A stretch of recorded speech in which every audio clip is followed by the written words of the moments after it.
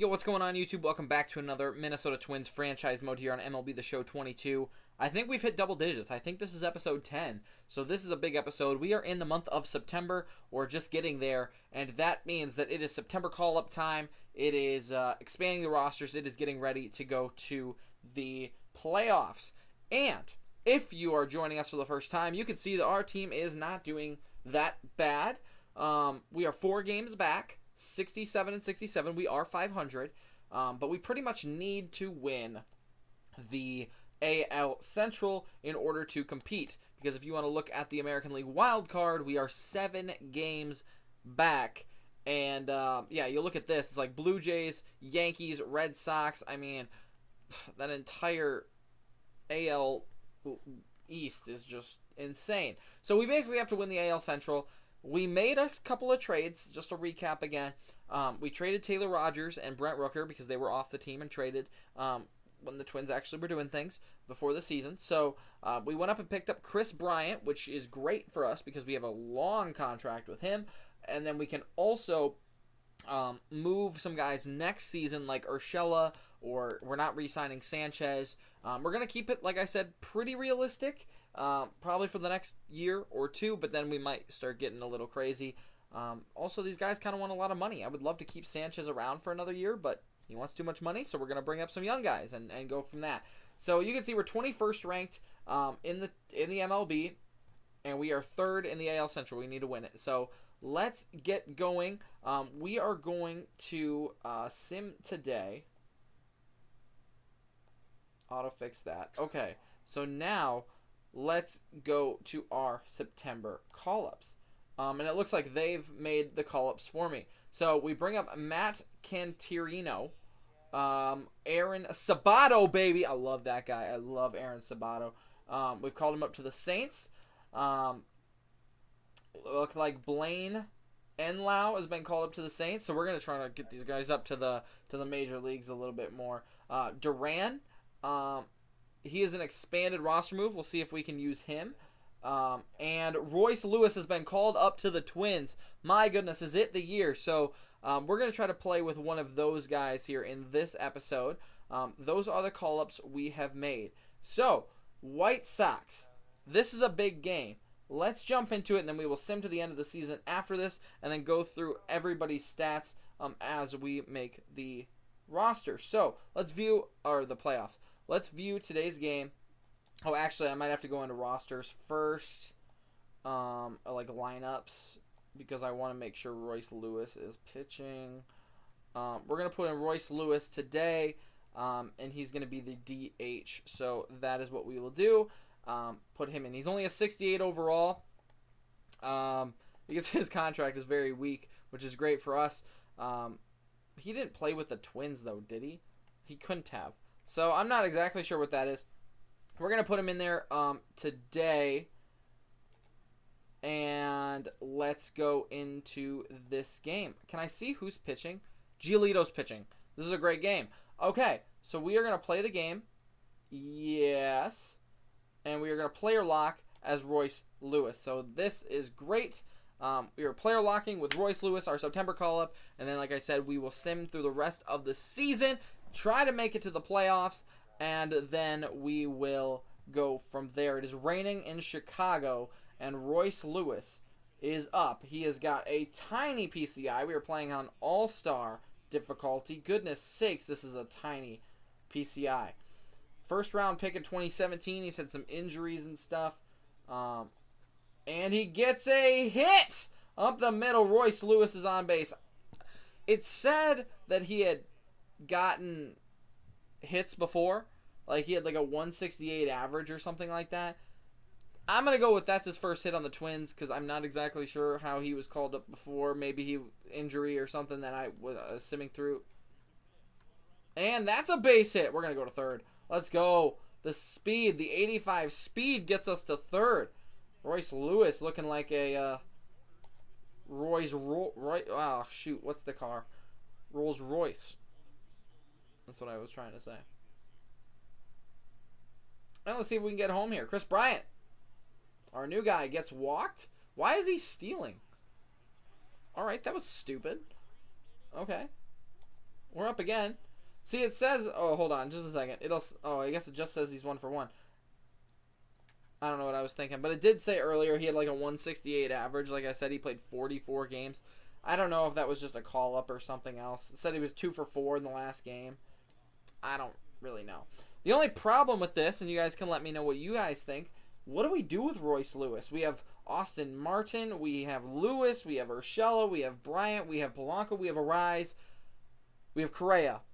Every one of those guys can play, or like, is Martin a center fielder, or is he a shortstop? I thought he was an infielder. Anyway, we have a lot of guys who can play the left side of the infield, right side of the infield, whatever way you're looking at it, left side of the infield from the home plate. So we have a lot of options, and I don't know what to do with them all. Because, like, we don't need 7 guys to play 2 positions, you know? And obviously, I would like to keep Correa for another year or so because we have him under contract. I don't know what the game does, if it will, like, get rid of him if he doesn't want to come back kind of thing, if it's a player option kind of thing. But we'll see. But I'd like to keep him around for another year and try to actually push for the playoffs next year. We're obviously trying to push for the playoffs this year. We're losing this game, which is huge. We need to make up as many games as possible against the White Sox.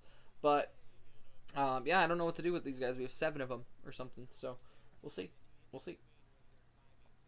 Oh, my gosh. That PCI is so small. We can't really do much.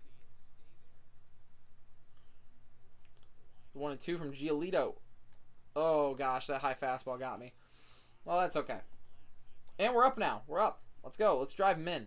2-1. I think that's Correa over there at second base. Oh, I don't know how I missed that.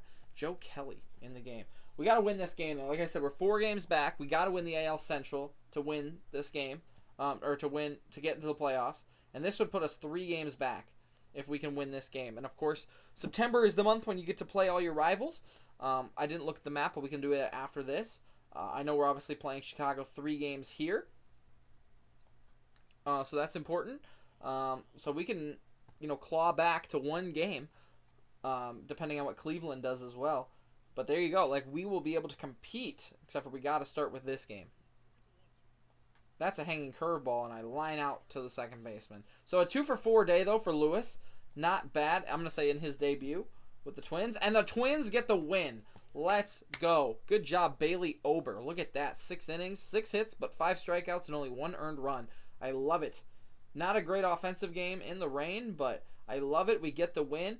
And like I said, we play the Guardians here. We play a bad Kansas City team here. The White Sox there. Let me go readjust this lineup so Polanco is back in there. And I just want to make sure. All right, that looks good. So let's sim the rest of the season and see what happens. Sim through date. We're just going to let them fix everything. I really don't care about the injuries that we have in our minor league systems. Well, that's really bad, getting swept by the Yankees. And we have too many injuries. Byron Buxton's hurt. Byron Buxton's hurt. Fractured wrist.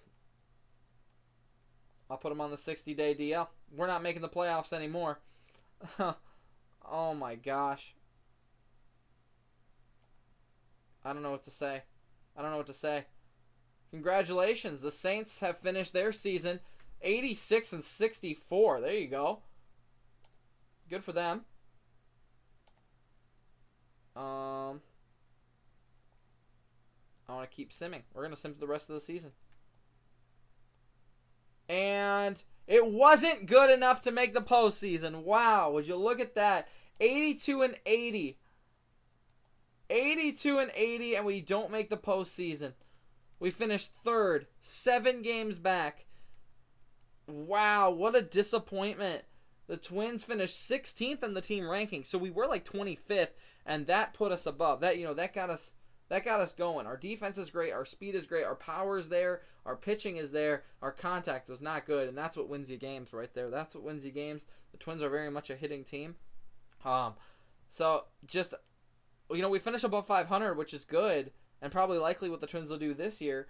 But that, I will say, is disappointing, and I guarantee you, it's because we had Byron Buxton hurt. Imagine that. Byron Buxton gets hurt in real life, and, well, a while ago, he's back now. He hit a monster home run today. Holy cow. But, like a walk-off home run. That was sick. But, let's go ahead and look at our roster, and we will take a look at some stats here really quickly as I break down the season. So, it looks like Sonny Gray, who was supposed to be our ace, did a really good job. I mean, 192 innings pitched, less than one hit per inning, which is good. He had 201 strikeouts, so that's a strikeout per inning, a 3.3 ERA, very, very good. Did not get very many wins, which is a little unfortunate, but he stayed healthy, and he was really good. We do have him for 2 more years, which is good. So that's a good season for him. Can I see other MLB guys? We'll skim quickly over this. 5.26 ERA. Not super great here for Joe Ryan. We do have him under contract for quite a while too. So hopefully he's a young guy, 25. We can really use him. Dylan Bundy, I think we brought back for 1 more year. He had a 3.15 ERA, 206 innings pitched, good strikeouts, and walks and home runs. They're all pretty good. I mean, that's a solid year, and he's only a 1-year deal. I don't know if we signed him again next year. Our guy Jordan B, 5.75 ERA, not super great. And Bailey Ober was our last starting pitcher, a 5 ERA. So you could see we had a couple of standout guys, our veteran guys who we probably would have expected, Bundy and Sonny Gray, who the Twins actually brought in this year. They're really going to have to work on Joe Ryan, I think, a little bit. Jordan, Griffin Jacks eventually. Bailey Ober a little bit. He's 26, but he's pretty good. Obviously, Duran is amazing in real life. So Twins have some potential in the pitching aspect of it.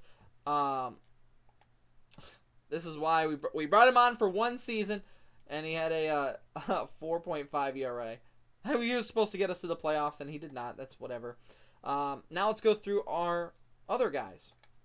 Gary Sanchez. He was our all-star backup. I think he was our all-star, but he was the backup catcher, and where are the stats we're looking at? 227 average. I think that went down from the season. 113 strikeouts. That's pretty average. 24 home runs, 74 RBIs. I definitely think those numbers should have been a little higher. 108 hits is great, but I wouldn't call that disappointing, but I'd say that's a little bit less than what we were probably expecting from especially an all-star right there. I have a lot of catchers on this team, which is crazy. Garver hardly got any at-bats, but what can you do? I don't even see our catcher that we signed on here. So I don't know. We'll see how that goes. Hopefully we did sign him. Miguel Sano, big guy here. 225 average. Looks like he hit 27 home runs, 75 RBIs. Again, that's a little bit lower. 176 strikeouts. Holy cow. That's so bad. Like I said, this is probably a pretty standard year for him. Maybe a few more home runs, but what can you do? That's a little disappointing. Luis Arraez, he's my guy. He had no home runs, 12 RBIs. That was pretty much the same at the All-Star break. A 267 average, maybe just a hair lower than normal, but I think he was hurt twice at the beginning of the year for the Twins here. So, again, a little bit disappointing, maybe a little bit subpar. We have 75 third baseman. Miranda, I forgot about him earlier. We have so many people. It's insane. Chris Bryant, though, we bring him on to the Twins this season, and he really crushed it. I mean, this was one of our best guys. 38 home runs, 91 RBIs, 284 average. That is good. Slugging's up there. OPS is up there. Is that his highest OPS that he's ever had? Second highest? That is really good. That's really good. That's what we need for him for the next 7 years or so. But he really carried the team because we'll get to Buxton, so I don't know exactly what his numbers look like. But, yeah, he carried the team. Carlos Correa, 274 average, 18 home runs, 62 RBIs. Average is there. OPS is not. Slugging was not good. Yeah, you can tell. Just not some super powerful numbers from a guy that we spent $35 million on. Hopefully he stays around for the next 3 years. But he's a piece to the puzzle, and he didn't add to the puzzle. He was just kind of there. Not great. Polanco, 250, 24 home runs, 82 RBIs. That is a solid year. That's what I want to see from him every year. It's not 2019 All-Star Polanco. The numbers in the home run and RBIs are there. The average is just not quite there. That's a solid year. If everyone can have that year, I think we'd make the playoffs and we'd make a pretty good run. Gio Urshela was the last guy that was really good during the beginning part of the season. 18 home runs, 57 RBIs. Again, maybe a little bit higher, but all these guys are taking turns, which is even more crazy that Polanco's numbers were probably as high as they were. All these guys were taking turns because we have 75 different third basemen and second basemen and shortstops. 282 average, though, that's good.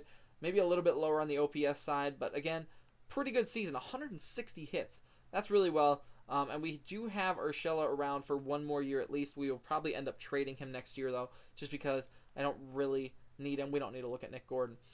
We don't have very many outfielders. Trevor Larnach, though, 10 home runs, 32 RBIs, and a 279 average. He only played about half the season, at least in the Twins, on this game, which is good. I mean, those are pretty good numbers. Like I said, I think that he's the future of the franchise, maybe in real life, but I do really like him there, and those are good numbers. Byron Buxton on the IL, which is why we ended up losing this season. And, oh, man, his numbers do not look good. 502 at-bats. That's, what you like to see from a full season. Only 112 hits. Urshela, I don't think, played that many games. I'm going to look. How many games did Urshela play? Oh, he played 144. Okay, never mind. A few more games, but he had like 50 more hits. That's too many. Not enough home runs or RBIs at all, but he was in the leadoff spot. Still, not enough home runs for what he does in real life. 223 average is not there. Look at these averages the rest of the years. Oof, 223 is bad. Not good. The OPS sucks. That is why we are not winning, is Byron Buxton. And lastly, we'll look at Kepler, 246 average, 19 home runs, 56 RBIs. Again, probably want to see that a little bit higher. Good average, though. The slugging not quite there where I would like it to be. I'd like it to be back down here in the close to 500, but that's okay.